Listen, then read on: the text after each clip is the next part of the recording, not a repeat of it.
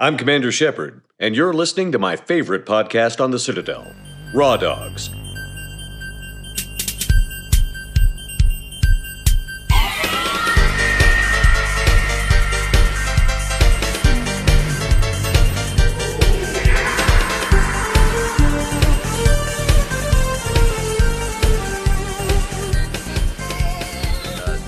This 3DS is why it's like like $400. Well, it's in pristine condition too. Yeah.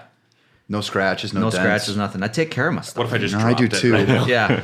I do too, but there's incidental And I'm things taking that literally happen. all this stuff because I believe this box is probably worth $200 right now. I don't even want to touch this. There's like no fingerprints on this. It's like I know. I felt a little weird. Yeah. Okay, just touch the bottom of it. It's okay. It looks like it belongs in a museum. What is the... all right, Indiana Jones. Well, no, I'm just saying it looks really nice. What's the print on the top of it? The Triforce It's with the the Triforce, yeah, with the Hylian wings, Eagle. Yeah. Yep. Hey, everybody, and welcome to Raw Dogs. It is Castlevania. Now we're looking it Now up. I'm looking it up. Yeah, because I could have sworn. Anyway, go on with your my intro. autismo brain. Keep going. We are part of the HyperX Podcast Network, and we are part of the Hair of the Dogcast family of wonderful, beautiful podcasts. It's Castlevania month, so we are back to talk more Castlevania. My name is Brad, and I'm here. My name's Dylan. And Brad, I don't know. I fucked that up. oh, that's good. I got right in on it. Oh, that's I great. was just like, I was feeling it, you know? I'd be excited if I was Dylan too, you know? Oh, well, it's not exciting. I was watching a documentary about Mormons today. I am Don't worry Tyler, about it. and I'm here. Wait a second on your Tyler stuff. What's this about Mormons you got, Dylan? It's about people who left the church, and it was a whole documentary series Is on it on- it. It was on Hulu. Oh, I've heard of this show. There's a lot of good Mormon television right now. It's pretty good. Mormon true crime is my new shtick. have you seen the one about the bomb? The guy that was bombing all the businesses and stuff? Not the Unabomber, but there was like a bomb. The Mormon bomber? No, it's real. It's on Netflix, and it was a great documentary, and it's actually Mormon true crime. All right, we're ready. We're ready for you now, I'm into Tyler. it. Who are you? I am Tyler, senior expert on Mormon true crime. Apparently, Wow. Now, if this is the Mormon True Crime Month, you would be killing it. I would. We call you El Presidente when on the topic of Mormonism. And we have a very special guest, returning guest. That was me bowing. You can't tell that on the microphone. Yeah, but it's true. I'm Stoy. Stoy, what's up, man? It's good to be back again, talking about Castlevania. Well, If you could let our listeners know what other episodes you might have been on. I've been on the Batman Arkham, Oh yeah, the Arkham series one. That was fun. and BioWare. And BioWare, yeah, that was the other one. I was like, I know there was one other one. Yeah. I was actually really hard looking at your vinyl collection because I saw the Mass Effect vinyl collection there. It was And I recently got the Morden statue. That was on sale for like $15 on the BioWare store. It's usually like 110. I was gonna say it dropped down that much. Oh It was my God. briefly on sale for a while. And I also, the other day, I bought something in the BioWare store, which is very dumb. Incredibly dumb. Was it the What's it? body What is pillow? Did you buy the body pillow Of Tolly? Of Thane. of Thane? Oh, you bought the Thane body pillow? It was only like $8 on sale. I'm Oh like, shit! Well, you gotta can have cuddle it. up with Yeah. that. I wouldn't want a Liera or Tolly one. That would be a little cringy. But a Thane body pillow, I can get behind. Oh, yeah. Your fiance is gonna leave you. Literally. For that.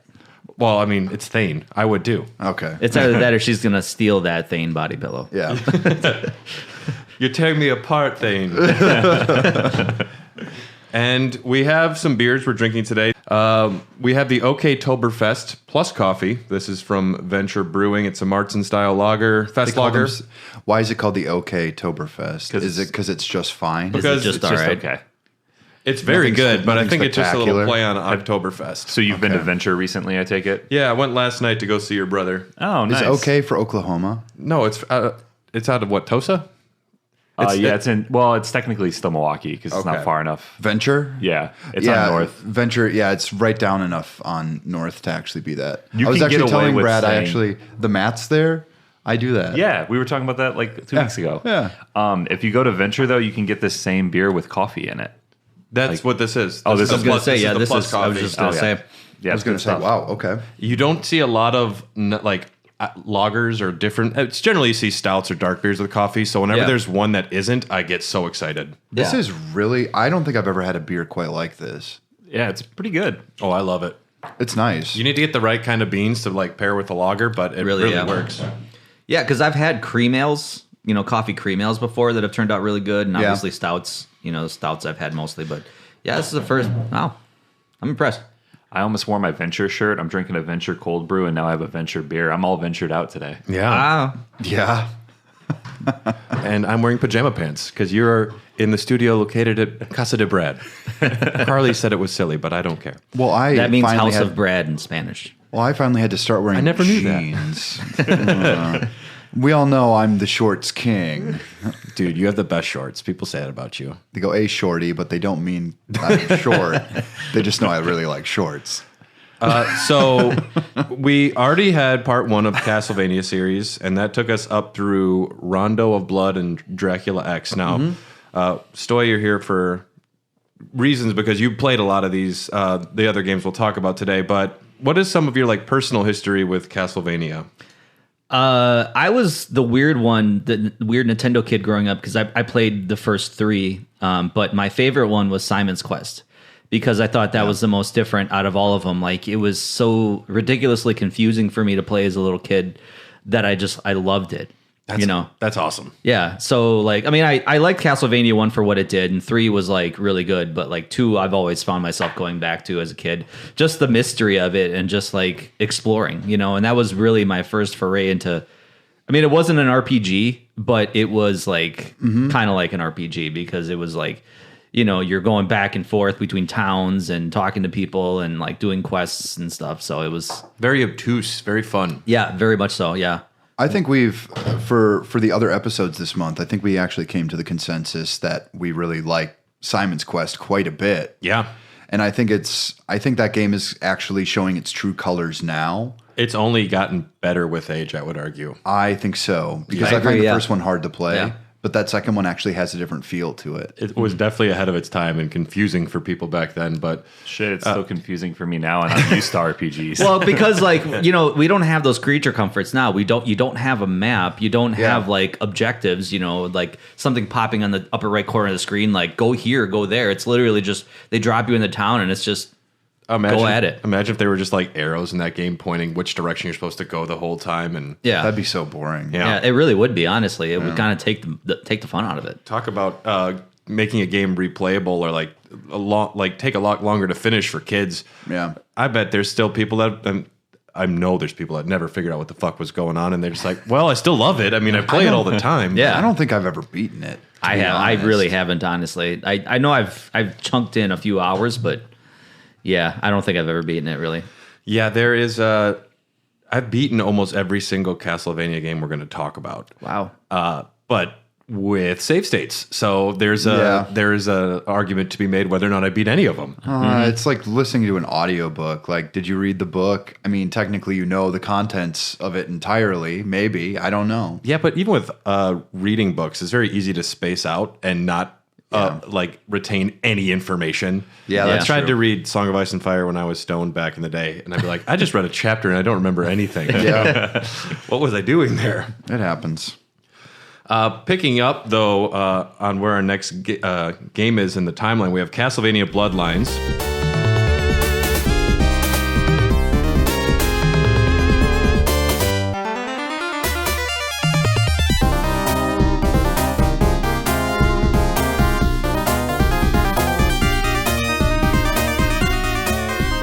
This is known in Japan as Vampire Kira, Vampire Killer. I know Kira because of Death Note. Yeah, me too. Ooh, well, we'll talk about Death Note a little bit later. I mean, okay. I was actually we learning. could. It's fine. I was actually reading. We don't have to. No, Death Note, there is a reason to talk about it when we get to one of the later games. Oh, No yeah. shit. Cool. Yeah. I I have a was lot of doing some opinions study about the that there is an actual official timeline for the Castlevania games. Oh, yeah. Yeah. And don't worry, I've made one that's much better and worse. Okay, Yes. got it. All right. I love it. Yeah, because I heard even the Lords of Darkness. That's Lords its of own Shadow. Lords of Shadow. That was it. Yeah, that's its own separate timeline because it went different. So Yeah, it's a reboot. yeah. There's a really dumb spoiler in there too. Okay. Lord, Have you played it? Yeah, I played it. Yeah. Okay. I couldn't for the life of me get through 2. No, it was. I don't think anyone did, but I guess we'll see when we get there. There are good reasons for those things. Yeah, I would. Castlevania Foreshadow. Bloodlines, it's known in Europe as the New Generation. I don't like that subtitle at all. but this was released March 17th, 1994 in North America for Sega Genesis, and it came out in Japan the next day. That it came here first, but Wow. it is what it is. This was produced by Tomikazu Kirita, who was a supervisor on Demon Souls, Uncharted 1, Parappa the Rappa, producer of Snatcher, and Special Thanks in Bloodborne. So this guy just had an interesting career. Okay. I mean, supervisor, though, right? Regardless, to be on Parappa the Rappa, Uncharted 1, and Demon Souls is kind of cool. Yeah. Damn. Yeah, that's a pretty diverse resume. It's a wide net. Yep. Makes you wonder what he actually contributed. It explains the rapping in Demon Souls, though. Yeah. Mm-hmm. And pretty big addition to the team. One of the biggest additions to the Castlevania legacy. This is the first game with Michiru Yamane. Yep. She's, of course, much more known for Symphony of the Night, but Bloodlines was her first foray into it. She cited her influences as Bach to compose this soundtrack. She was born in 1963, and she also cites Baroque, classical, and rock as inspirations. Began composing around 8 years old. She said she was incredibly nervous about entering Castlevania because it's known for its great music. Yeah. I mean, it's true. Mm-hmm. Everything up until this point is kind of like spot on. And almost afterwards, too. The pachinko machines go hard. Like, Really? I've never played one of them. Yeah. I've never seen played them, anything. but like even the music in those games, like it's pretty fucking good. Yeah. I lost $200, but I like it. You actually lose money on those things? They're gambling, yeah. Really? Oh, wow. They're casino machines. Yeah. Yeah, I man. thought they were just plug in quarters. Well, I guess, I suppose you lose money regardless, but If I did run into them, I would play the fuck out of them. Oh, I would too. Yeah. I mean, no question. there's probably a really good reason why we don't have them here then. I think that actually, they kind of like gamify pachinko in a way that's a little more entertaining than just slots. Yeah. Yeah. Because it seems like there might be strategy, but still, it's literally just plinking down. The illusion of strategy. Yes, the keeps you illusion coming of back. choice. Yep. There's really not. No. But there's flashing lights, and there's an Alucard model from a canceled Xbox 360 game, so that's cool. Hey, rad. I'll take it. Yeah, and they do weave stories into those things. Although they didn't make it into the official timeline. I tried. I couldn't do it. I'm going to kill you, Dracula. Bloodlines is odd. The main character is John Morris, the son of Quincy Morris from Bram Stoker's Dracula. American cowboy, right? Yeah, finally some Americans in this franchise. We need a little bit more freedom. Yeah. Less of these Europeans. Problem is, if he gets hit, though, he dies immediately because he can't afford health care. So it's Yeah, it's true. He looks at his bill. It's like, I can't pay this. Ooh. I love the official timeline because it does list Bram Stoker's Dracula, Yeah. Yeah, which is so dumb. I know. I think that He is just like, they're this trying to classic appeal to novel? American audiences with this one. I think that was the aim. That's why they had to let's give American audiences like an American character to get behind. Yeah, it's just amazing. It's amazing that they took a novel and they're like, yes, it's actually part of Castlevania now. Yeah. And especially considering like the abilities of Dracula and all the other games, like he could have done so much more in that book. He actually does. He does go a few mist. things. He transforms into a beast. I know that. He does require to be on the soil of his homeland whenever he's like going to bed at night or traveling, or going to bed at day, I should say. But so he's very limited in that he has to go back to his coffin. That's how they end up almost killing him in Bram Stoker's Dracula. Is they destroy the boxes that of the soil. That's what he has to bring to go try and fight Keanu Reeves and bang Wilhelmina Murray. It's a great book. I've read the book a few times, but It is a good book, actually. Yeah. I haven't read There's the a book, reason but I've it watched the movie. survives. the movie's good. Yeah. That opening cinematic is fucking dope. Like the opening with all the shadows and stuff. And I remember just being blown away when Keanu Reeves has his accent. well, that too. No, but where Gary Oldman stabs a cross and starts drinking blood and like cursing God. I was like, I was still young enough to be afraid of that shit. Yeah. And I was like, I don't know if I can watch this. I have a vague memory of my mom saying that and getting up just like, nope, nope, nope, nope, nope, and just hitting the power button on the TV. Yeah, and then Keanu Reeves came on. She's like, maybe. Hold on. No. No, not enough. Where's the garlic? Whoa, you're a bat. You could just transform into a bat. Wait, I forget the plot. His dad actually killed Dracula. His dad gets killed by Dracula. Are we back to Bloodlines? We're on okay. Bloodlines. No. His dad is the one who ends up killing him. Quincy Jones, yeah? Quincy Quincy Adams. John Quincy Adams. John Quincy American Adams. president. Well, it was a dark time of American history. And it's one of those things where Dracula never really gets killed, but I think he gets stabbed and he gets taken into the castle. I think. Sure. Fuck, I forget the book and the movie are different, but Quincy Morris is killed by Dracula. And somehow John sees this. If you look at the timelines, it's like, oh, you were a 3-year-old following your dad in like a chariot chase? Okay. Sure. Naturally. Allegedly, the Morris family is descended from Belmonts. So you have 2 playable characters in this game. What? Okay. Yeah, okay. You have 2 playable characters. You have John Morris, who is wielding the vampire killer. Problem is, he's not a full-blooded Belmont, so it is slowly killing him. It's not as strong. This becomes a plot point in Portrait of Ruin, where you play as John Morris's son. I've spent a lot of time on this timeline bullshit. This is going to get really interesting. Yeah, And then this is, yeah. the other character is Eric Lacard, and he uses a spear and can like pole vault with it. I do love this game quite a bit. I've never played it, and I've never had the opportunity. It seems fun. It's shocking. It's rated GA, and there's like literal blood in it, which was like unheard of at the time. I just remember like, playing it, and I was like, this is pretty gory. Like the animations were really solid where like if you smacked an enemy, like a zombie, like we're talking like visceral. I mean, at the time, like nowadays, like, you play Doom and it's like, oh my God. But back then it's like, it was pretty visceral. Yeah. And it's rated GA. So I don't know how the heck that happened. And they were leaning into it too, because Super Nintendo wouldn't even let there be like crucifixes in the background of some games. Yeah. And Sonic is out there just like jerking off with blood. Like, Yeah. Those were dark times.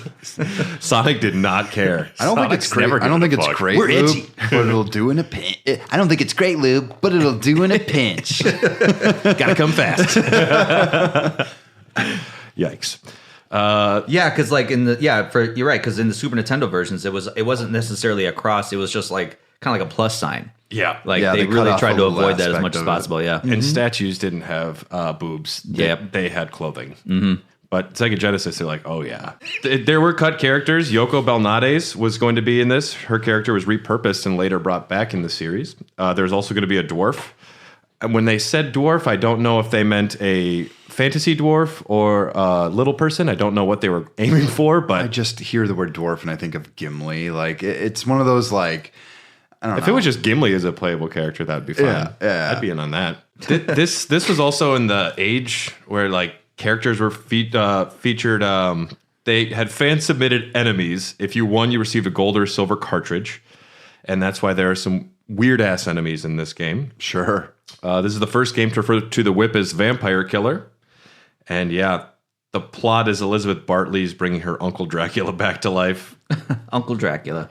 Uncle Dracula. I like that. Yep. And the plot of this game is she is orchestrating all of World War I. She is responsible for assassinating Archduke Franz Ferdinand. No shit, really? Yeah.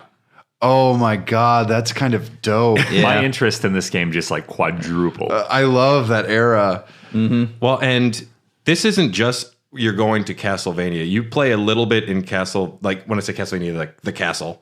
But also you go to the Leaning Tower of Pisa. You go to Atlantis. You go to a German munitions factory. Yep. I feel like you said Atlantis, and you just kind of shoehorned in that in between a German munitions factory and the Leaning Tower of Pisa. Yeah. The tower's like straight up, I think, leaning back and forth, and you're like going up it. Yeah, you're literally like that was kind of the crazy thing, because that was Konami's technology at the time. Like the tower was moving as you were going, and then you had to jump up the Leaning Tower of Pisa, and then it just like stuck. So that was probably like their own lore of like, this is why the Leaning Tower of Pisa is the way it is.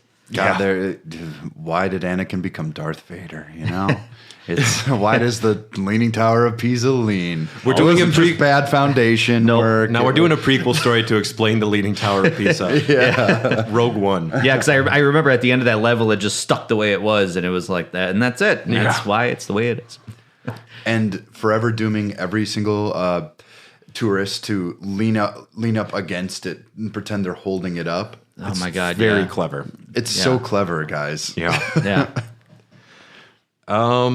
Dracula did that. That's what I heard. Dracula started it way back in the 1400s. It's a rumor. Yeah. One of the ways Dracula comes back is he needs dark energy. So the idea was with enough people dying from World War I, That's actually a really dope one plot. Dracula can come back. Yeah. Whereas in other games, they just sacrifice one girl, and Dracula's like, I'm so back right now. Well, with the death toll in World War I, you could have had about 1 million Draculas. Like he, I think it was like 14 million. Yeah, he went a in the little end. overboard Yeah. here. Yeah. if that's how much he needed. And I wonder if Dracula's a good uncle. I mean, she's bringing him back, so he must have done something right. But Got her a stuffed animal for like her 4th birthday that she really likes or something. Maybe her father had never really loved her, so she always like latched onto her uncle. We know he he's bought not the a- good presents. Yeah. Bought her Well, we booze know when he's she not was a- 16. Like, This is don't wine believe it. mixed with good blood. At least he wasn't a creepy uncle. It's No. a rosé. Well- It'll make it a little sweet. There are things that sometimes the games mention just casually, like her uncle Dracula, and there's timeline implications that they just will never acknowledge because Dracula doesn't have brothers and sisters. I guess she could be like one of his former wives' side of the family, but it doesn't really bear to think too hard into these things. It's just funny that Uncle Dracula. I like that. He's Might just be a more really of good like a familiarity. Yeah, like my uncle Will was not my uncle, but he hung out with my dad enough. And he loved your mom. Hey, how's your mom doing? You, man. That's amazing. Damn, it's like you planned that. I walked right into it.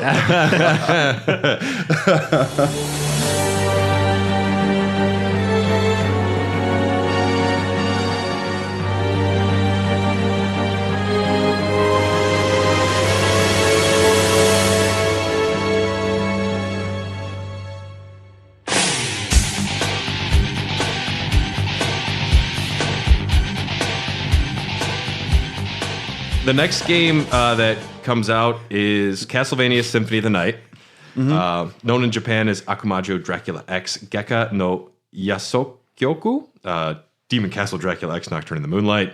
Released March 20th, 1997 for the PlayStation 1 in Japan, and it came here October 2nd, 1997. So today is October 2nd, we're recording.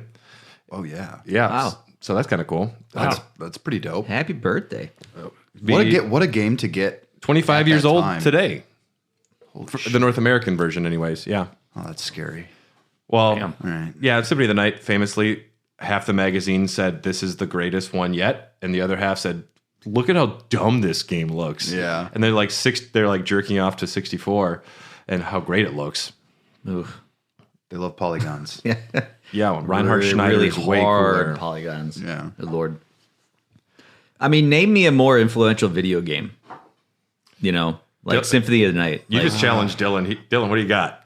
I mean, Mario Brothers? literally Dark Souls, but but I mean, Dark Souls now, but I like influence in terms of it's literally created a subgenre. I think Dark Souls is a good... well, Dark Souls is a good argument, though. I'll it's a give good you that. reference because they both created like new genres, styles of games that people will cite. Yeah. I think the way that they went about it is completely different with bringing in the RPG aspects, but I think Super Metroid, by and large, was the big one within that genre to kind of just be like, oh, this is how this is going to work. Well, why it's it's- half the name. I think that's why Metroid's first. Yeah. I think And Metroid- Metroidvania. I think Metroidvania would have become a style of game, even if Symphony of the Night didn't. But Symphony of the Right. Night just came out swinging so hard and just like knocked it out of the park, and There's it a lot became more- important to the Well, genre. yeah. There's a lot more going on. It is technically more interesting. The customization alone, it's not just gaining a set of skills.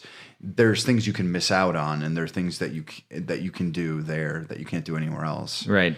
So I do agree. I think it's extremely influential, and I think it also maybe also in the way that it proved that games don't have to have the cutting edge modern look in order to keep up with the times. Because I think people will, play Yoshi's Island right now. You could say that was released last year, and I probably would believe you. Mm-hmm. I've tried playing it. I can't play it. Really? Why? Just don't like it. Nah, I'm not a fan of it either. It's my favorite Mario game, but whatever. That's cool. Sorry, don't like it. It's okay. I'm used to being disappointed. I think that's why it was shocking at the time, because PlayStation, at that era, like PlayStation was hitting, the 3D realm. We're talking like massive 3D graphics at the time, and then here comes Castlevania with just like a standard 2D side scroller. Yeah. And that was just like, what is this? Like, we're supposed to be in the 3D era, like. And it is just such a love letter to the 2D games, the animations, the music.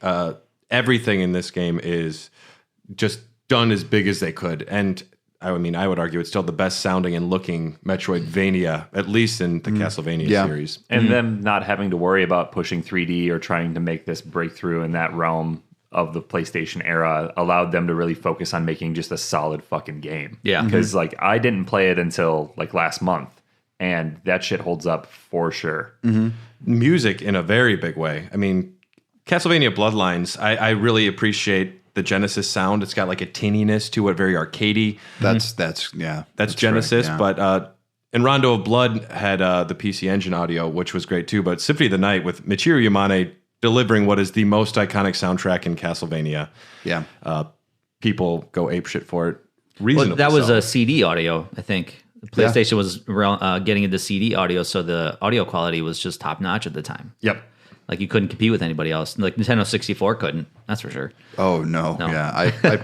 I played Banjo-Kazooie yesterday on a lark, and to be honest with you, the Rare Collection one is the way to go. Don't play it on the virtual console that they have set up for you. Okay. Because you can skip through cutscenes. Oh, nice. Yeah. If you want to hear. Wow, that was uncanny. I know. Symphony of the Night was directed, produced, and programmed by Toru Hagihara, at least for the first half of the game before he received a promotion. Then another very big name in Castlevania lore comes out, and that's Igarashi, Koji Igarashi. There you go. My notes are complete. Father was a lumberjack is the first thing I wrote.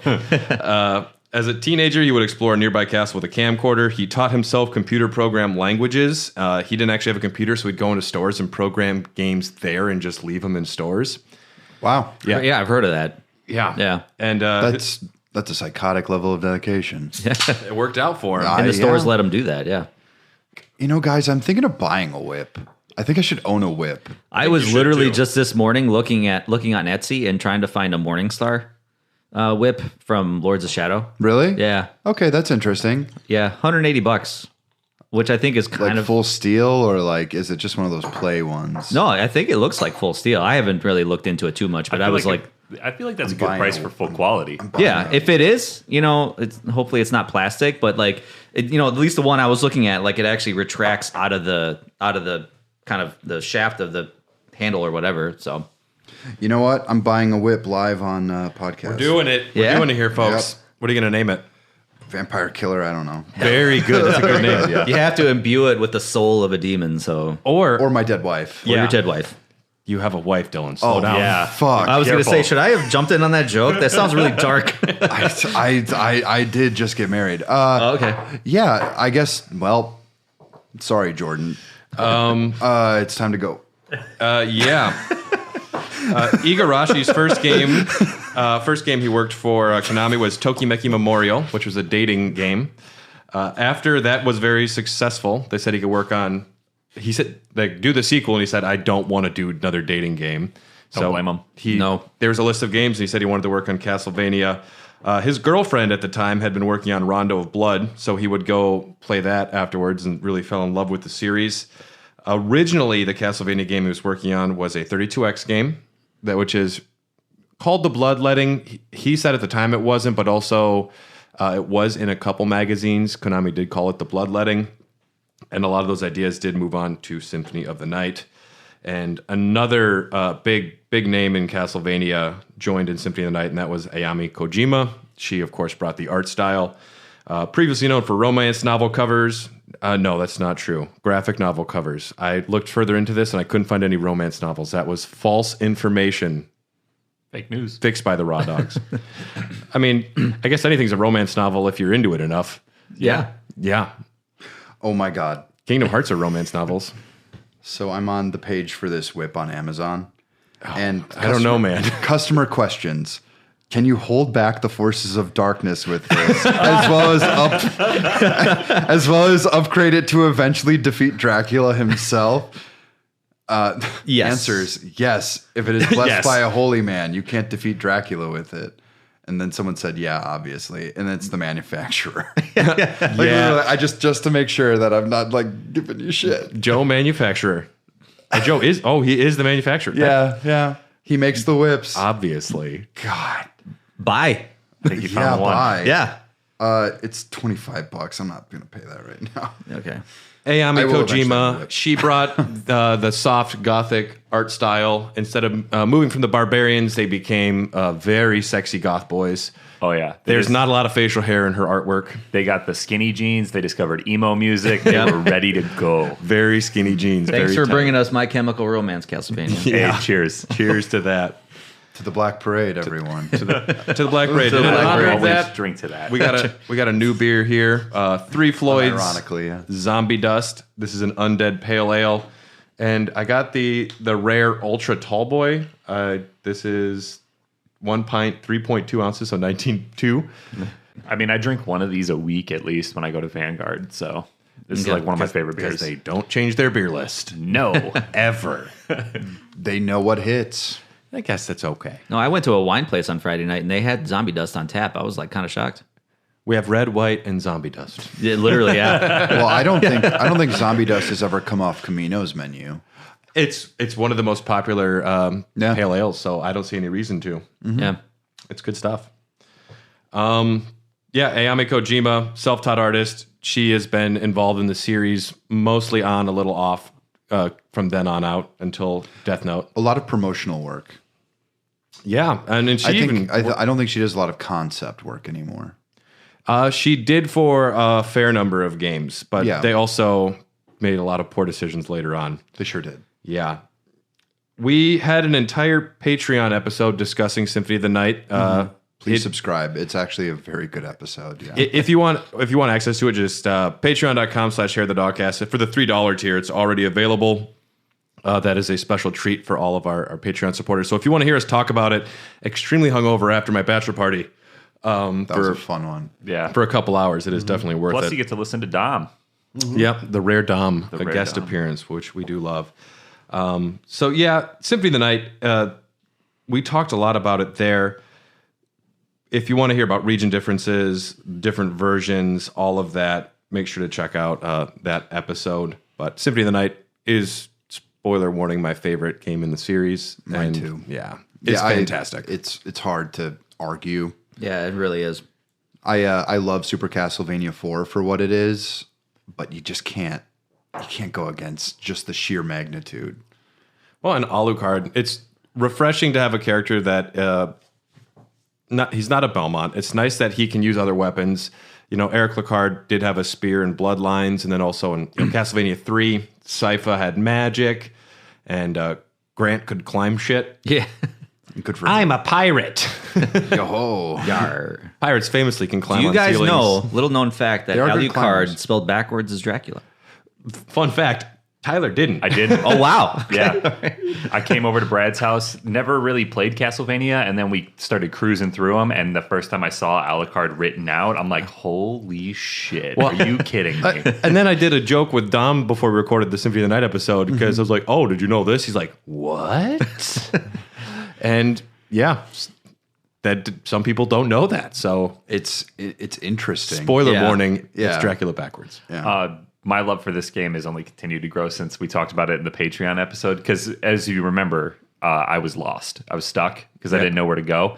And then even when you told me where to go, I went back up there. I'm like, Brad's a fucking liar. You don't where? And then I found the little part I had to jump on. But now I can be the bat and stuff. And like the game opened up so much more after that. And I Yeah. was already enjoying it, but now like it's twice as fun.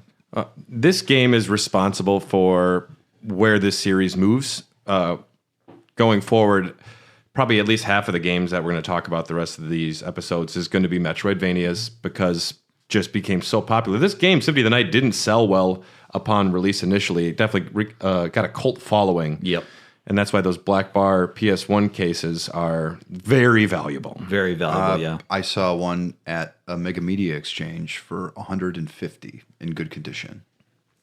Yeah, and so if you have one, hold on to them. But Always. Which save one do your I have? games. I know I have. I think I have the greatest hits green one. I'm pretty sure I have the greatest hits one. Yeah.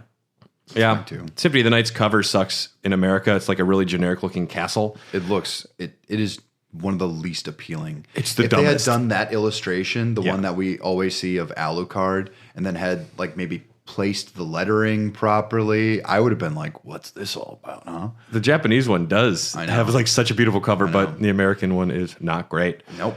And Yeah, getting, I do have the. Well, I mean, like the greatest hits one is still $88, but like just the standard black bar one is like $130. Yep, that seems to be the going price. Yeah. And getting back to what you said, Tyler, Metroidvanias, they start off fairly straightforward. You're going to go exploring. You're going to be locked out of certain areas. You find items or abilities that open things up, such as the brilliantly named Jewel of Open from the Master Librarian, I wonder what this does. who says he won't help you, and then you offer to give him $20, and he will do anything for you. $20 back then must have been a lot of money. A lot of yeah. money. But where's he going to go spend it? I don't know. Yeah. Maybe there's like a Creates a nice little commissary. nest egg. There's like a used comic book store in the basement he likes to go visit. I don't know. Maybe you're secretly paying the rent for Castlevania. Chaos is a mean landlord. There you go. Yeah.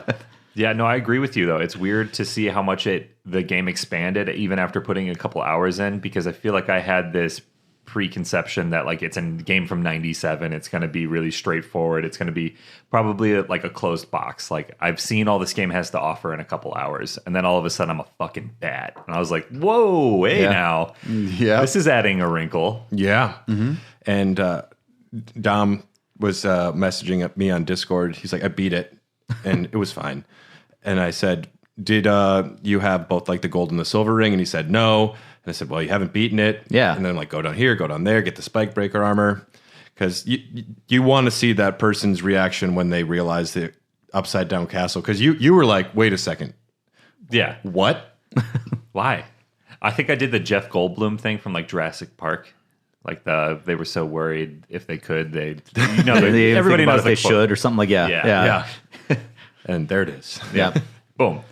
It was obsessive to like clear every part of the map, like the dark areas of the map. You look at the map, it's like, well, I got to see what's down there. I got to see what's down there, and that's Especially if you buy the map. Yeah.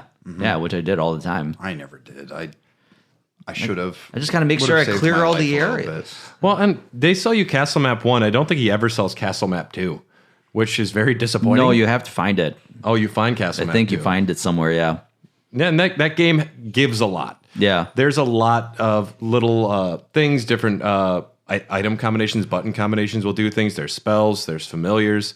And you could make the argument that it's not balanced because they just fucking put everything in there and they said, doesn't matter, put it in. And There are some things that take a little bit of like actual physical skill as a human being to do, like the super moves and stuff.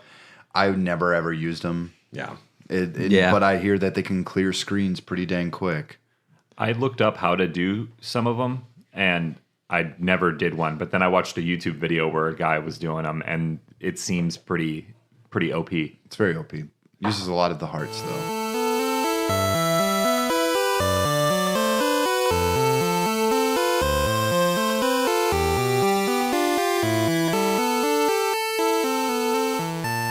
We're going to take a brief stop here on the Game Boy because 1997, Yippee. the Game Boy is still getting games, which it's so strange to me to hear. No, not even advanced. Oh no, I was gonna say. OG Game Boy had a game that came out November 27th, 1997 in Japan, and it came March 11, 98 here in America, called Castlevania Legends. This is known as Demon Castle Dracula Dark Knight Prelude. And for the time, this was the earliest Belmont in the timeline.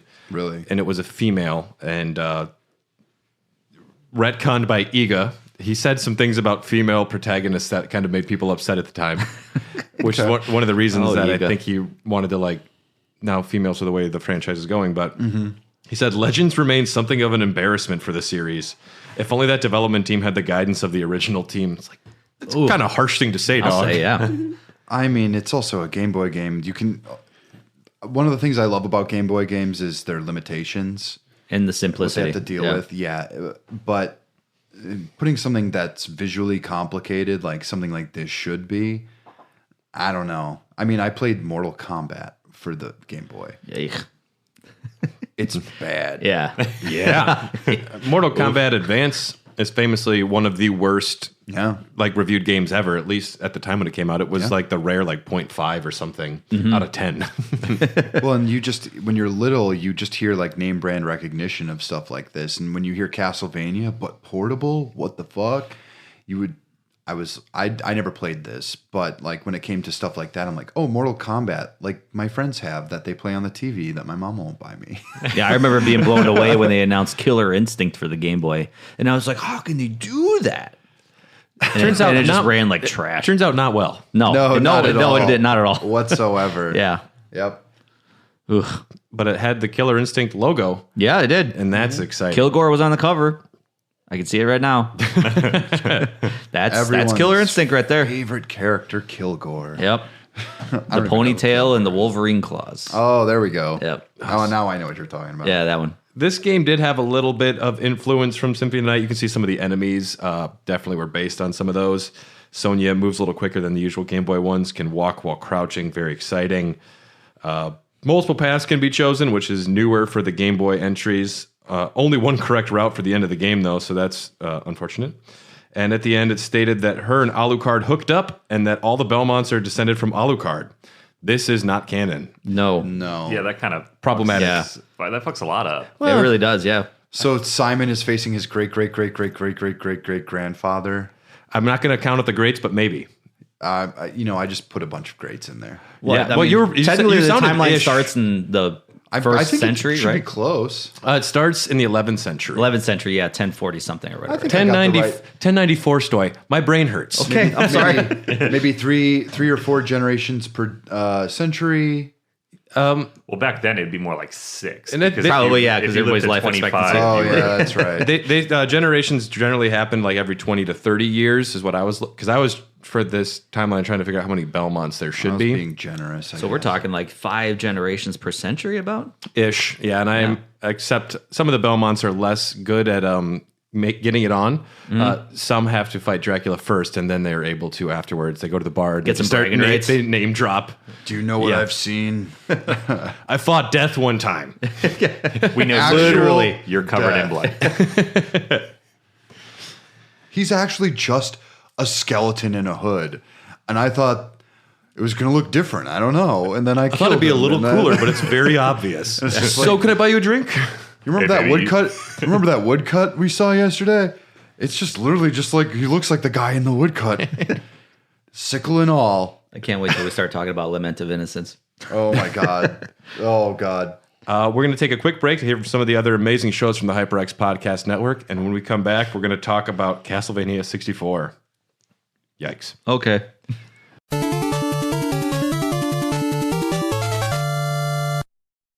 The Hardcore Gaming 101 podcast is on a mission to rank the top games of all time. I like the idea that when Bruce Wayne gets angry, he switches to the Batman voice. Why do you have such a problem making Boomerang shaped like a bat? You mean like Batman? Not like Batman. Just make it for me, Bruce Wayne. I'm can't even with this guy. It's a Herculean task, and I'd be lying if I said it hasn't taken a toll on our cognitive faculties. Most people would be happy to have a job during a global pandemic. Dennis. Hardcore Gaming 101, twice a week, every week, right here on the HyperX Podcast Network. The award-winning Go Nintendo podcast is the best place to get the latest news on the world of Nintendo. We cover the biggest stories, share impressions of the latest games, and answer your burning questions. There's also some general pop culture talk, game music trivia, a heaping helping of silliness, and did I mention our robot companion? I'm the star of the show. Catch new episodes of the Go Nintendo podcast every Saturday on the HyperX Podcast Network. Introducing the new HyperX Cloud Stinger 2. The Stinger 2 is a refined evolution of the classic Cloud Stinger and keeps the fan-favorite 90-degree rotating ear cups, comfortable memory foam cushions, and the swivel-to-mute microphone. It also features 2 years of DTS Headphone X activation for upgraded sound localization, all while keeping the great price of the original Stinger. That's right, get the new Cloud Stinger 2 for only $50. Now isn't that nice? Available online at Amazon, Best Buy, Walmart, and of course, HyperX.com.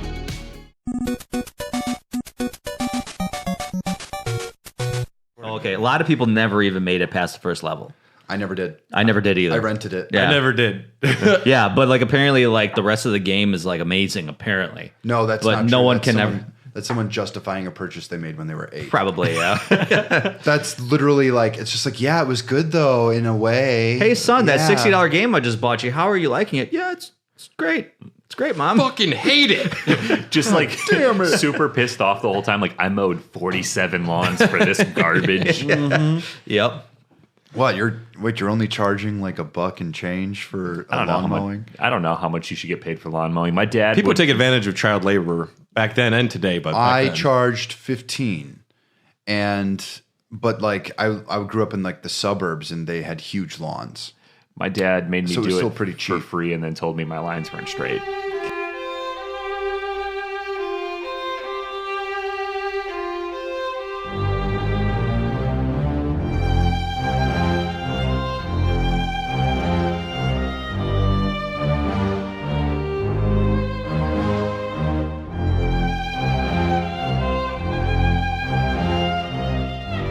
So Castlevania 64, known in Japan as Akumajo Dracula Moko Shiroku, otherwise known as Demon Castle Dracula Apocalypse. Oh my god. It has the absolutely dumb name in America of Castlevania.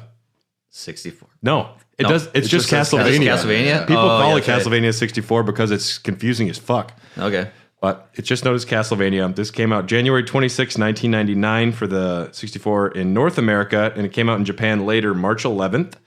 This was developed by Konami Computer Entertainment Kobe. This is the first game from the Kobe-based subsidiary, and they only made this, Legacy of Darkness, and Circle of the Moon before they were axed. Circle of the Moon's still an okay game. It's actually pretty good. Yeah. Yeah, I think it gets a weird rap, but this Yeah. is directed by Yuji Shibata, chief producer of Dark Souls 2 and the marketing general manager for Final Fantasy 8. I was going down weird rabbit holes finding other things somewhere. That kind of makes sense. Yeah. Okay. And Dark Souls 2 is the outlier. somehow this has 3 composers with almost no music. This game famously could not handle a lot of audio for on the 64. So most scenes and like fights, there's not a lot of music or any music happening in a lot of sequences, which makes the game feel so much worse. Yeah. If there's just a little bit of Castlevania music in the background, it would go a long way. Man. I remember looking at this cover in a Blockbuster. No, it was a family video or whatever it was before that. And I just I remember being Hollywood like- Video. Yeah. Yeah. Anyway. We had family video, I think, in my hometown. Okay. But I remember I would eventually went through all of the N64 games they had on their shelf. Like I maybe know the most about N64, but being bad at video games as a kid, so a lot of it was like Maybe the video games weren't good at Dylan, I think is the real problem. oh sure, no, it wasn't. It's not my fault.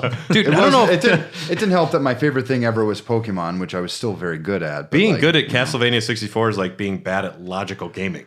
yeah, but I played like Mega Man Legends and stuff like that, and I was just like, Yeah. oh, okay, I'm bad at video games. I get it.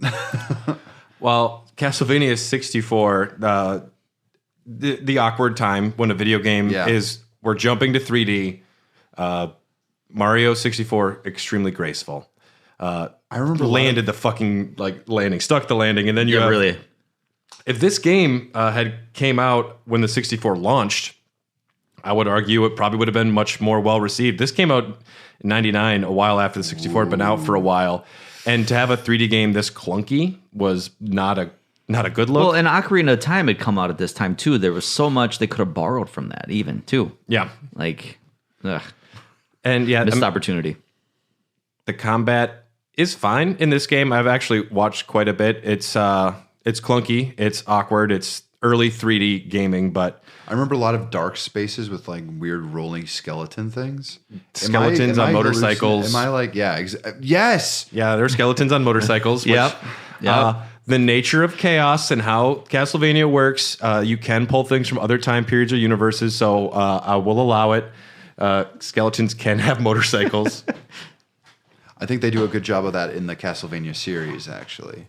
There's some weird anachronisms that happen there, too. Yeah, and you can fight the same monster and kill it multiple times just because, it's chaos.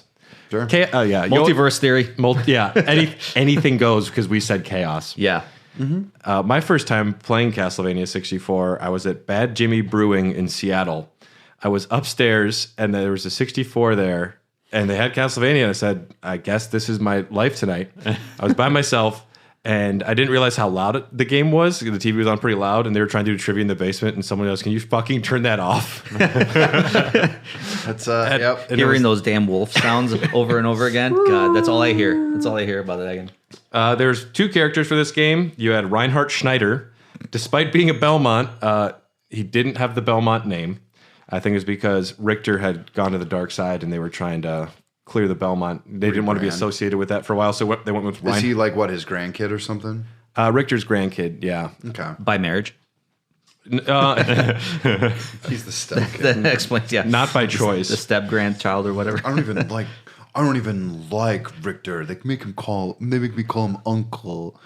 Uncle Richter. I'm not going to call him Uncle. There's a fire. I was just going to say that. You can also play as Carrie Fernandez, which was mistranslated from Belnades. She was supposed to be a Belnades, but they just botched it. And she is a magic-using child. The camera is the main issue with playability. What do you punctuated? Child. She's a child. The R button centers the camera. The up C stick toggles 3 camera settings between normal view, battle view, and action view. No stats and equipment. Most items are curative in nature. You have a single life and you respawn at save points. There's a day-night cycle that primarily just affects certain doors being able to open, which, great. Simon's Quest 2 had a day and night cycle, just saying. But they did it good. Like, it was difficult, really did, and there was other things other than, the door, we locked the door. After 8. Yeah. Yeah. We go to bed. Back later. Yeah. We're not open yet. There is a hidden time limit that affects the ending. Most levels, you just need to find an exit with some exemptions. Like in the villa, you're chased by Chainsaw Man and his dogs. They can't be killed. Chainsaw Man, great manga. Is that a manga? It's called Chainsaw Man. It's very good. What does he use to fight? He becomes a chainsaw. He becomes a chainsaw. I didn't see that one coming. It's very fucking good. Read Chainsaw Man. It's the best thing out in Jump right now. There was originally going to be a couple more characters. They were so behind development time, they had to cut a lot from this game. They were like 6 months before this game came out. There is an article that in GamePro that says we are 10% done. Oh my God. Really? Yeah. Mass Effect Andromeda before Mass Effect Andromeda. Ooh, I like that. Yeah. They did the same thing? Yeah, I think they literally made 80% of the game in 12 months. 12 or 16 months, something like that. Yep. There is another vampire hunter in the game called Charlie Vincent, the man with 2 names. A serial killer. If you take too long, he reaches Dracula before you, and you must fight him as well. Yeah, like why? You have the same goal.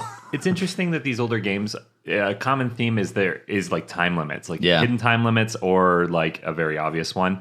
Where nowadays, like the publishers want you to spend every waking hour in the game. Like, this can be the only game on your hard drive. It should be the only game you play. But back then, it's like, if you don't beat it fast enough, that guy with 2 names is gonna get he's gonna get Dracula. You're fucked. Yeah. I That's have that problem with intriguing. Assassin's Creed series now because I just got through Valhalla and it took me 80 hours just to complete the main campaign. It shouldn't take me 80 hours to complete the freaking main campaign. I'm cool with it if it's quality and I'm enjoying myself. Yeah. Because then, like, the escapism, like, you're really kind of in a different world. But, like, sometimes it's just, like, rinse and repeat quests. There's not enough like, butter for that bread. Yeah. Yeah. You're No, really spreading it pretty thin. I also think that, especially like Ubisoft is kind of course correcting and making their games a little more interesting, but it still has the stink of a Ubisoft game on it. And I've played enough of them to already know what I'm getting into when I start it. I really wanted to like Origins so badly. I wanted to like Odyssey so badly. I loved And Origins. I loved loved Origins Odyssey. too. Yeah. I could not play these games. And Yeah. I got bored. You're not an Assassin's Creed guy, I don't think, though. I was. At a point, I was, but I'm just. I just we keep talked playing the about this same- once before. Yeah, you and I keep yeah. playing the same video game. Show me something actually new because we're still running off of this Anvil engine. That's the same thing since forever, running on Unreal technology. It's like, give us something new. Castlevania 64 garnered respectable scores upon its release, including 9, 9, 8, and 9 from EGM. It got an 8.2 from IGN.com and GameSpot. Wait, you mean Famitsu? From EGM. Oh, Electronic Gaming That's Monthly. how they did it too. There's 4 different people that would review it, and you get different numbers. Yeah, and so that was the average. Yeah, GamePro gave it 4.5 out of 5. Some say most complaints come from not playing past the first level. Okay. Famously. Okay. It won Game of the Month at IGN when it came out. Wow. No shit. And there's I love that a lot of people talk so much shit about Symphony of the Night, and then a year later they march them back in front of the class and say, apologize now. Yeah, we were wrong. Yeah. Cut content, Cornell, a werewolf character, and Collar, who would be a pistol/chainsaw-wielding maniac. He became the chainsaw man in the garden. So they wanted to do like Leatherface. Yeah, why not? I think it's fine. I think it's okay. Famous movie monster. Yeah.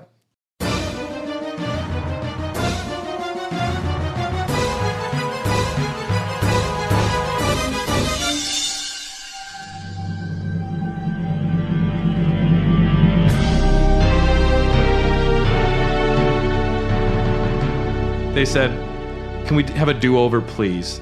Castlevania Legacy of Darkness. Known in Japan, this is the longest one, so Okay, strap brace in. yourself. Akumajo Dracula Mokoshidoku Gaiden Legend of Cornell. Also translated to Demon Castle Dracula Apocalypse Supplemental Story Legend of Cornell. My favorite part about all this, supplemental story. Yeah, you know, it would have sounded weird if you weren't actually a Japanese person like you are. yeah. I think my pronunciation's okay. No, actually, that was great. This was released December 8th, 1999 in North America. So if you do the math, that's the same year. This came out like 10 months later, which odd. It came out in Japan Christmas Day in 99. Merry Christmas, you filthy animals. This was Santa-san. This was So they must have started brought working me on this right when Castlevania? Satan Claus. Let me eat my KFC first, Santa-san. How are you guys familiar with Legacy of Darkness at all? Nope. Okay. Not even. This I think 64 burnt me out. I was like, I don't know, man. I got hurt. This is Castlevania 64 again. It is the same Really? castle, same enemies. They added a few new bosses. Is that literally it? It literally is a new story. This takes place like How 10 come I've years never before. heard of this even? It's the better version of the game because you so get it's like a super Castlevania. They had an extra almost year to make the game. this is the game that they wish they had made. The main character you play as Cornell, who can turn into a werewolf. And if you beat the game with him, then you unlock the full campaigns from Castlevania 64. So you can play as both Reinhardt and Carrie in this game as well. So there's no reason to buy the original one. Okay, wow, they invalidated themselves. That's kind of weird. Yeah, also, you can unlock Henry, who wields a pistol, unlocked after beating the game with Cornell, where you save children. Great. There's 4 new stages, a sinking pirate ship, the Outer Wall art gallery, and an Egyptian-themed ruin, because chaos.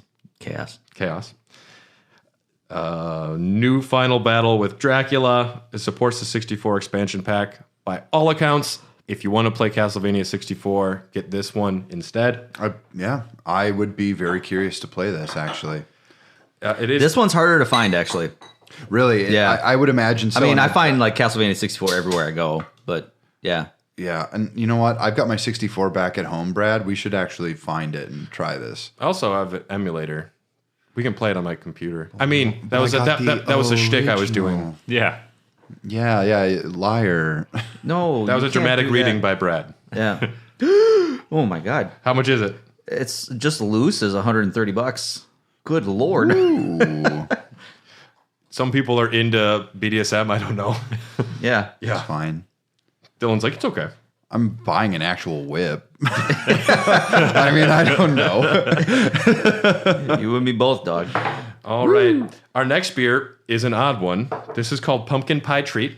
Oh, no. It's a sour ale with pumpkin pie spice blend Sour? and toasted marshmallow flavor. Why do I smell cinnamon? It's from Prairie Artisan Because Ales. it's in pumpkin pie. 5.5%. It's not just pumpkin spice. This is like trying to be a pumpkin pie, which I find is better, but Yeah. I like pumpkin spice a lot. That is delicious. it's not bad. It is. Oh, It does wow. taste like pumpkin pie. I It actually like really it quite a does. bit. Wow. That I is could impressive. I could down a 6-pack of this. Yeah. That is something I wouldn't do. It reminds I would drink one very happily, but doing a 6-pack in a row sounds Honestly, like if I'm just sitting around and I've got like 5 hours to kill, I'm playing video games on a nice fall night, I'll have that. Yeah. I'll go for that. It reminds me if you've ever had like Shipyard Pumpkinhead, or it's that was a really popular beer in I Florida. usually stay away from pumpkin beers, but this is actually, wow. Yeah, Shipyard Pumpkinhead is really good, and this is what it reminds me of. And that was one of my favorite beers in college, which I definitely did down a 6-pack while playing video games of. Yeah. Sometimes you What just is need up a with this? 6-pack. The face on this pie in this can. Is that a mustache? Yeah, I was actually looking at Is that a too. Can I mustache? see? Yeah.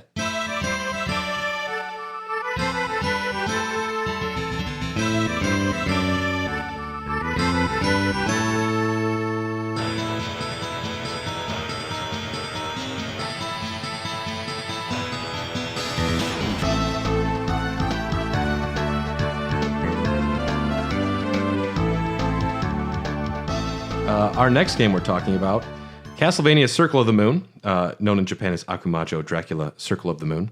Wow. Yeah, great. This came out March 21st, 2001 for the Game Boy Advance. Came out June 11, 2001 in North America. This is the same team that did the 64 games. And it's a Metroidvania.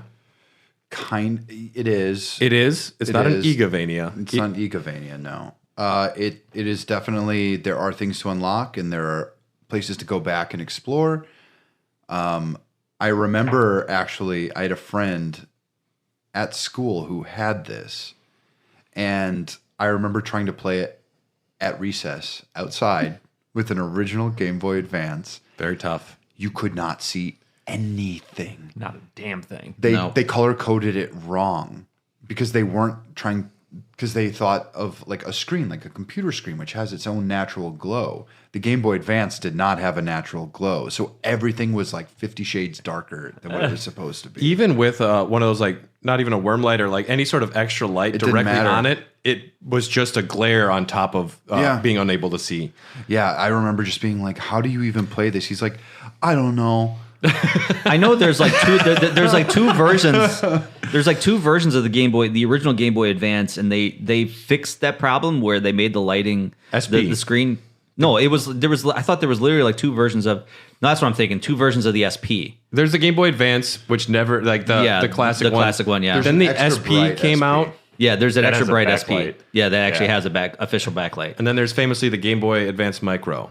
Which I have. Oh, I love my Game Boy Advance. Imagine a Micro. screen smaller than your fingernail. Yeah, Dylan wants that. Oh, It actually makes all the pixels look. I get smooth. cramps playing this 3DS XL. No, honestly, I will go to bat for Game Boy Micro. Okay. Like nobody's business. Like the next time you're over, I'll bring it, and then you can actually like play around with it. It's really dope. I Okay. totally forgot. I just found my 3DS and my SP because I moved. I put them in a box. I thought I lost them, and I found them like 2 days ago. The ex didn't take them.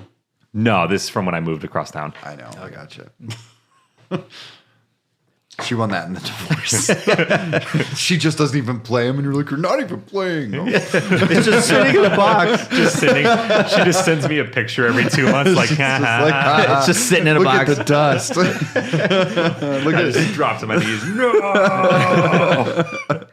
Honestly, yeah, the DS has such a really good backlight for Game Boy Advance games. That's the only way I play Game Boy Advance games now. Yeah. Well, yeah. Well, Yeah. I mean, I have to. I invested $180 in a Super Famicom version of the Game Boy Advance Micro when it was the pandemic. But it was great. Oh, I love it. I show it off to people. I'm like, look how weird this is. Everyone's still like, play- can I we go to still the play bar now? Advance. Well, since they delayed Advance Wars, I've just been playing Advance Wars on that. I still bust out my SP often, too. I like to play the trading card game, Pokemon. Yeah. That one's good, yeah. Yeah. Circle of the Moon, developed by Konami Computer Entertainment Kobe, composed by Satoru Tojima, audio director for Metal Gear Solids 2 through 4 and Halos 4 through 6. I was into weird pedigrees when I was making this outline. Okay. My biggest complaint with Nathan Graves, who you play as, he's very slow. His walk is very, like, he barely moves. He's a chunker. Yeah. And you have to double really quick. And you have to double tap every time you want to start dashing or running.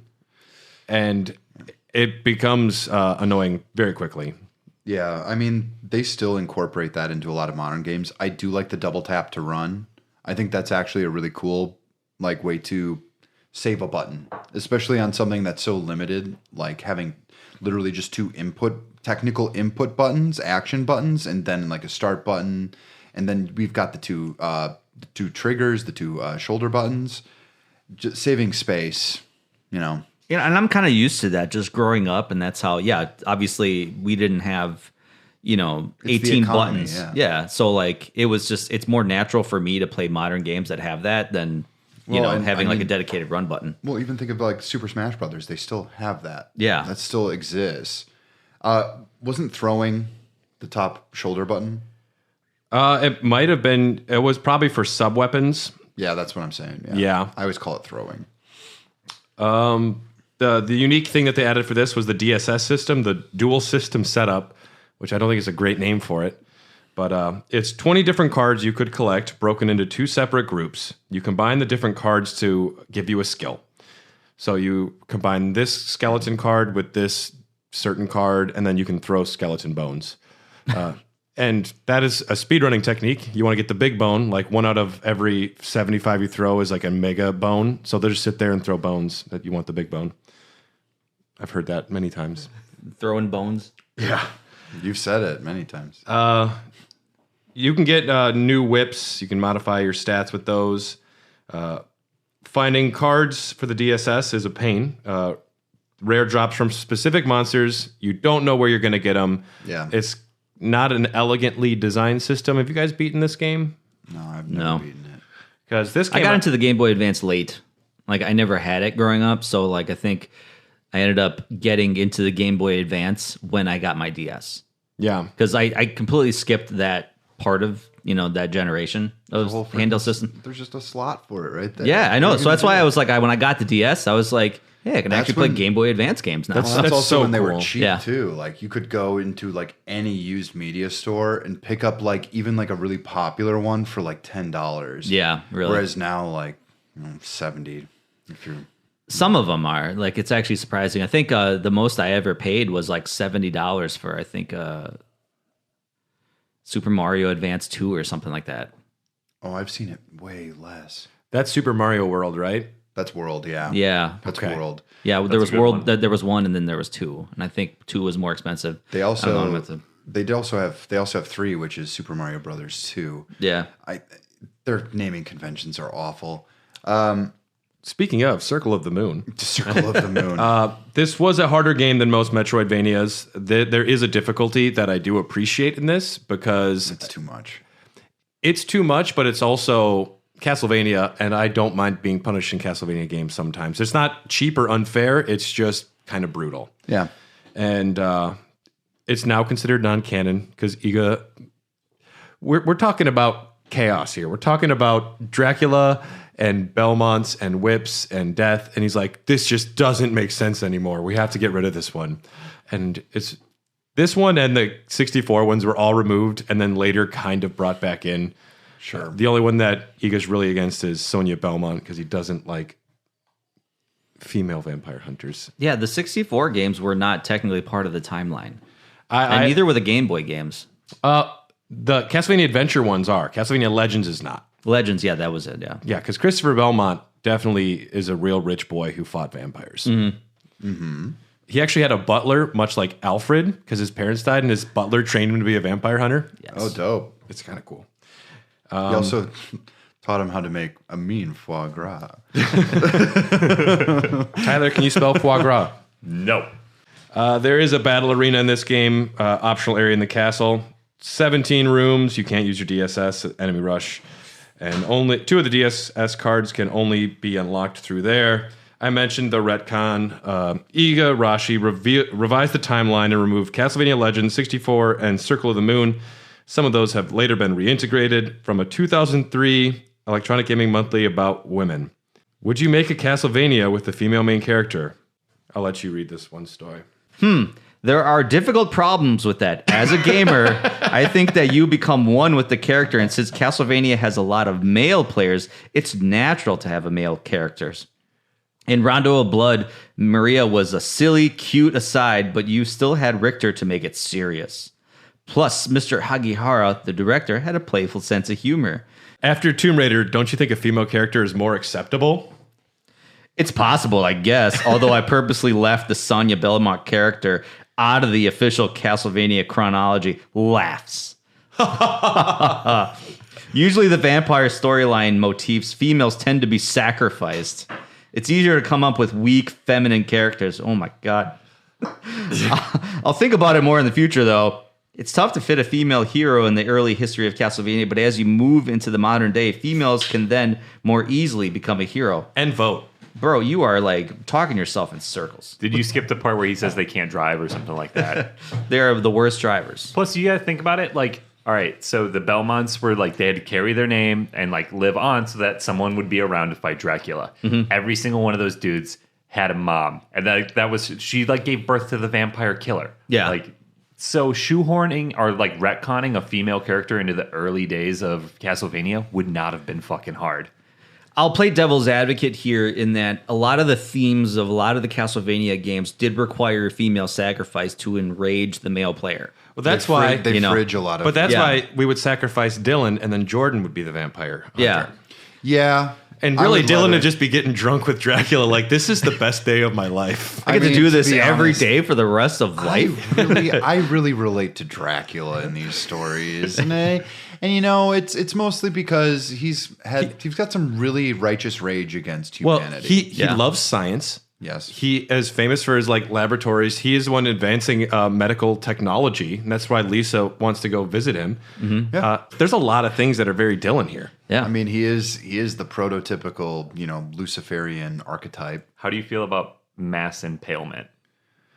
Pretty good. Do they deserve it? Okay, there we go. There's You're just gonna put headless corpses like on, in front of your castle. You'd be like, Sure. Don't come in here. I did find chicken in Dylan's wall one time. Could you imagine traveling with Dylan? I was saving that for later. And it was turkey. Did you I ever get play drunk and just put food everywhere. Did you guys ever play that game No. Infernax? Did you guys ever play that one? Infernax is pretty good. Oh, it's so good. Yeah, there is a little. They have a lot of odes to Castlevania. That used to be on Game Pass. Yeah. I remember playing that. Actually, someone bought me a physical copy of it because I just like raved about it so much. Really? But No shit, for what? for the Switch. Oh, okay. But I have it for Xbox. But there was like an actual wall chicken Yeah. that you can, and then it kills you instantly because you eat it's it. wall chicken. Yeah, and then it's wall like chicken, yeah. your character didn't know why the heck he just ate a chicken from a wall, but he ended up throwing up and then dying instantly. And I think there was like in Simon's Quest there was actual like you kneel in front of a particular wall in the game for like 30 seconds, and then a tornado comes and takes you away. Yes. Yep, Yeah. that's the one. Yep. Isn't it a cliffside? Yeah, it was like a cliffside. You kneel up against a cliff, and then a Yeah. tornado comes and Yep. just like kills you instantly. Find the graveyard duck at Deborah Cliff, in case you forgot. That's true. The next game we're going to be talking about here is Castlevania Harmony of Dissonance. This was made in response to Circle of the Moon. This is known in Japan as Castlevania Byakuya no Concerto. Castlevania No concert? Concerto of Midnight Sun. They actually Okay. called it Castlevania in Japan for the first time instead of Akumajo Dracula.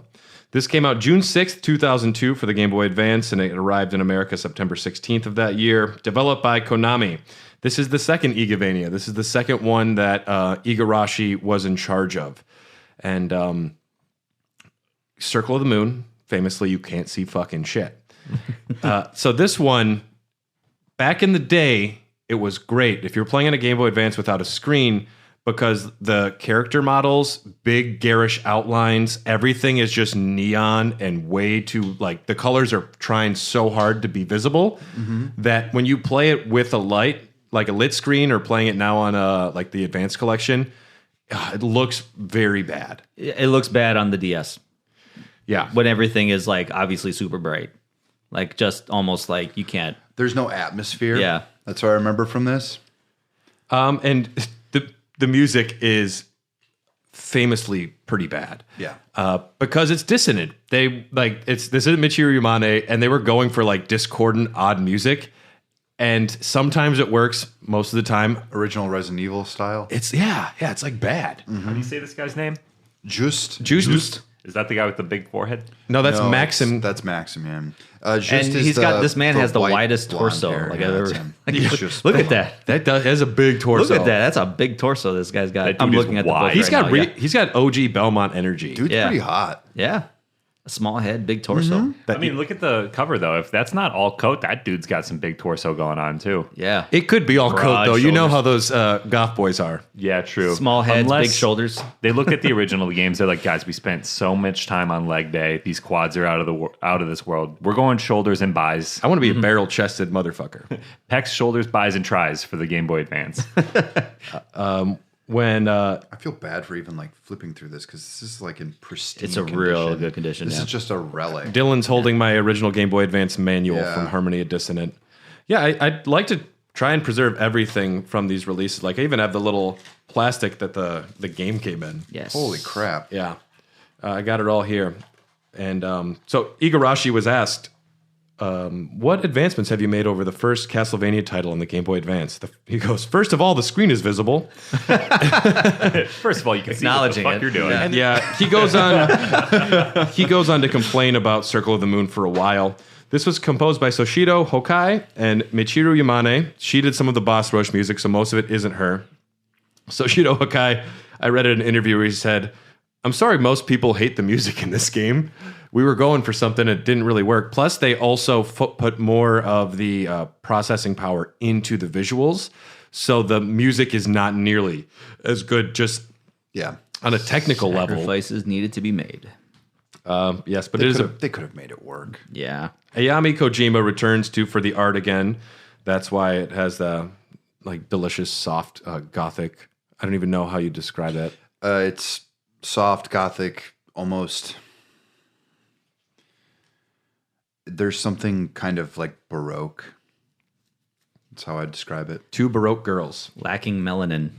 Yeah, lacking melon. Lacking melanin. of melanin. Yes. That's a good descriptor too. Everybody is so pale face. Yeah, the Baroque is like about softness, so I would call it that. And Igarashi, after the big success of having two castles in Symphony of the Night, he was just wrestling with that the rest of his career. Like, we must always have something else.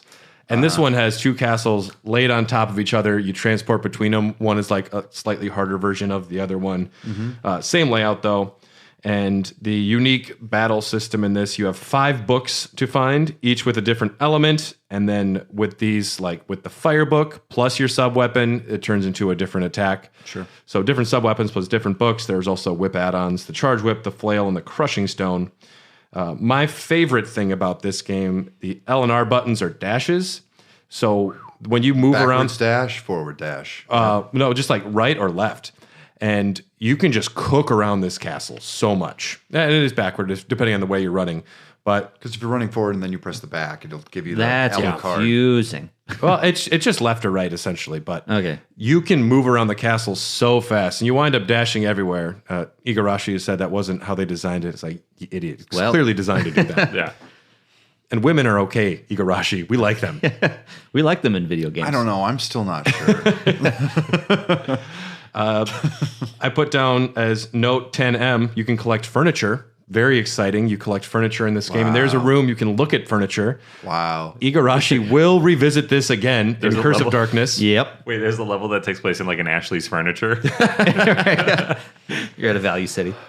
You I'm fight, you, thinking of a sectional, but I don't think I have the space. you fight you fight a pushy salesman that's also Frankenstein.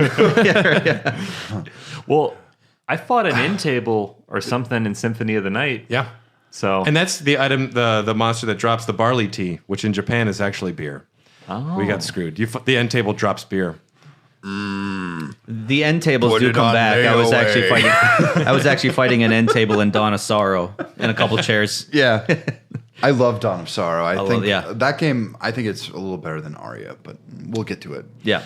There are multiple endings. The bad ending, you kill Maxim. The worst ending, you kill evil Maxim. The best ending, you save Maxim and fight Dracula. with the Konami code, you can play as Simon Belmont with the original NES sprite in boss rush mode. Oh, that's really cool. That's actually. cool. I had no idea. No. I didn't know that either, and I've beaten this game probably like 10 or 15 times. There is also a Maxim mode. There's always generally going to be multiple character options for all of these now, from even like the 3D ones, which is really cool. But Harmony Dissonance, I actually like this one quite a bit. It is a good game. I've only played it a couple times, but I really enjoyed what I played. I saw a modded version online where they take all of the colors and they make them normal looking. Okay. And they like take the contrast down. They take the gross outline around juiced, and it actually becomes quite pleasing to look at. Did you spell it juiced on purpose in the doc here? Or Yeah. did it just autocorrect? Autocorrect tries to kill itself when I make video game outlines. Yeah, right. Does it make sense? Am I a joke to you? You're not even paying attention to me, Bradley. Yeah. So we're going to call it an episode since we still have a lot to talk about in the next one. Stoy, if our listeners wanted to find you, where can they do that? I am also a part of the EXP cast. We're a video game podcast as well. We're in Milwaukee, so that's why I'm able to be in the same room with you guys too. So It's great to have you. yeah, it's good to be back, man. I like talking with you guys. So Excellent.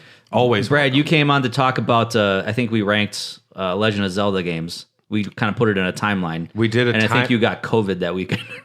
We did, yeah, but we did a timeline. Yeah, and you forced us to put Tingle's Tickle Mania game, whatever. Tingle's Tickle Mania. I don't know what I game wanna that play was, that but game. It's you like a forced us to Switch put game. that in the timeline, and I was like, yeah, sure, I suppose we could do that. Is It is a Rupee game. Wonderland or something like Yeah, that? no, it's Yeah. Tickle Mania. Oh, it's Tickle Mania? It is. Yeah, Where does that take place on the timeline? Your belly. And what does that have to do? the dark timeline, The darkest timeline is darkest where it takes timeline. place. Yeah. The one where the hero of time dies. But no, It yeah, actually technically makes sense because Wind Waker and then that Tingle. yeah, Yeah, we did the Zelda timeline though, and I remember I was way too prepared, I think. yeah, you were, yeah. But no, that was all good. That was a really fun episode. But Yeah. we put out episodes every Mondays. So yeah, on all your favorite podcast platforms. You'll never beat us. I'm just No. kidding. You probably already have. I don't know. We just switched over to Anchor. Let's wait till you get a weapon. I think you're getting a Morning Star, and you'll get the whip, and we'll settle this like true vampire hunters. I'm in on that. I mean, you're not a vampire, though. I'm don't- sworn to I only feel like fight the it's- Draculas. No, you love Draculas. I am sworn to fight the enemies of Dracula. No matter how much we want it to be like Castlevania, that fight's just going to end up looking like a fight out of Anchorman, probably. It's going to make yeah. a great YouTube video. Yeah, it probably I used would. to play with whips as children. This is canon. And I also have the blade sword. I ended up finding it actually at Midwest Gaming the Classic one a few that years ago. the one that breaks out in your hand. Yeah, the one, where you flick a little switch. It doesn't have that, unfortunately. But, Oh, that yeah, sucks. yeah. But I mean, try. And Yeah. could you also tell us about your upcoming event in November? Yeah, we do Extra Life. It's a video game charity where we play video games for literally 24 hours. And everybody that comes over to my house, or we're doing it at my friend's house, actually, because he's got a bigger basement. We're talking like 20, 30 people in my basement, just, jamming video games and stuff. And That's fun. But yeah, and usually my brother one time did a complete playthrough of Ocarina of Time. I did a complete playthrough of Link to the Past one year. And then we have tournaments and stuff and really cool challenges for people to do. So like if you wanted to like win a prize or something like that, you could like do like a particular video game challenge or something like that. We have another one where it's like play a notoriously bad game for an hour. Yeah, maybe I'll try and beat the first level in Castlevania 64 if I come. Okay. All right, cool. I'm going to throw that up on the board then. I'm gonna throw that up on the board. I will play through the entirety of Minority Report. Everybody runs. Sure. I also bought 10 copies of Anthem for the PlayStation 4. And you guys are the For $4. $2 actually. Okay. $2. Oh, Yeah. really? Yeah. So like, I'm doing a thing, and you guys are obviously the only ones that know this right now, but I'm actually going to be hiding them all over the place. So like, if someone like says like, "Hey, what's there a sealed copy of Anthem doing here?" and it's like, "Well, that's yours now." We did that with Titanfall 2 one year. that's It's like getting a surprise curse or something. Yeah, it really is. Yeah. But Titanfall 2 was good. Yeah, exactly. It's a very good video game. So I have a feeling by the end of the weekend, people are just going to leave their copies of Anthem and just be like, "I'm just going to leave it here." You keep Titanfall too. Yeah. Yeah, we didn't have any problems giving those away because Well, and you should have them like unsealed, and like some of the inside anthems will have like a good game inside of it or something like that. You don't know though, and then at the end, everyone opens up their anthem, and you see which one you actually got. That would actually be pretty cool. Yeah, Hell yeah, I got 50 Cent Blood in the Sand. Whoa, that is a good game. That is a really good game. That's actually a good game. Yeah, That's why I said it. Tony Yayo, come on. Yeah, DJ Who Kid, come on. We all know these. Iraq War, am I right? Yeah, right. I think it's Iraq, right? Or is it Afghanistan? No, unknown Middle Eastern nation. Yeah, 50 Cent just because wants to 50 get Cent's paid. not political. No. He just has the magic stick. Yeah. And yes, we are Hair of the Dogcast. You can find us on Patreon, patreon.com/Hair of the Dogcast.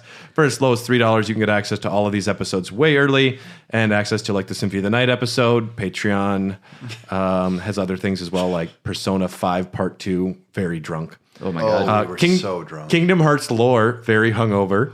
Oh my God, that is a good one though, because it's literally. I listened to that one, and you guys didn't make it any easier for me to understand that series. So I'm sorry. I just kept talking about Xanadu, Which was great. Yes.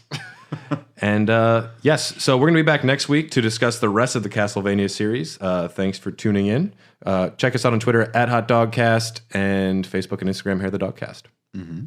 And go to your local furniture store and Start fighting armoires. Bring your Morningstar from Amazon to the furniture store and start fighting end tables. Be careful, though. Yeah.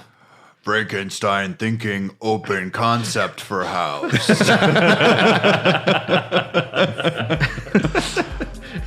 We'll see you next time. Thanks. We're here to announce a special deal for all of our Hair of the Dogcast listeners. If you've had your eye on any of the pink variants of HyperX gear, you can save 15% off during the month of October by using code HXPN over at HyperX.com. Get yourself an elegant white and pink Cloud 2, or a metallic pink Alloy Origin 60, or any of the other pink peripherals on the site. Once again, head over to HyperX.com and get 15% off all pink gaming products with code HXPN, all caps.